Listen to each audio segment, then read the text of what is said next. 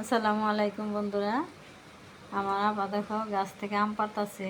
আম প্রায় শেষের দিকে, ওই যে এখন কিছু কিছু আছে তাই পারতেছে। আম প্রায় শেষ হয়ে গেছে, তখন আমরা আসছি। ওই যে এখন যা আছে তাই পারতাছে আমার আপা। এখন তো কত সুন্দর কচুগুলো, অনেক সুন্দর হয়েছে।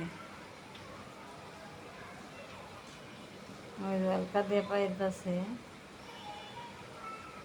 এ রাইসা আম ফুটো ফুটো ফুটো।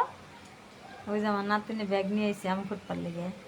আম খাওয়ার আমার নাতিনি ফুটছে, ওইটাই আনন্দ বেশি। বাইরে প্রচুর পরিমাণ বাতাস।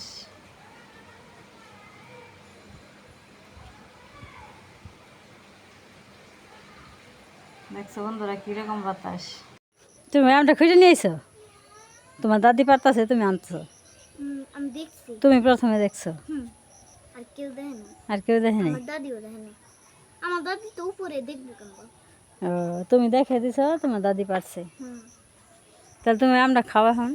আমি খাম পরে। আচ্ছা, পরে খেয়ে তাহলে। আমার লম্বা বেশি পছন্দ। লম্বা আম পছন্দ।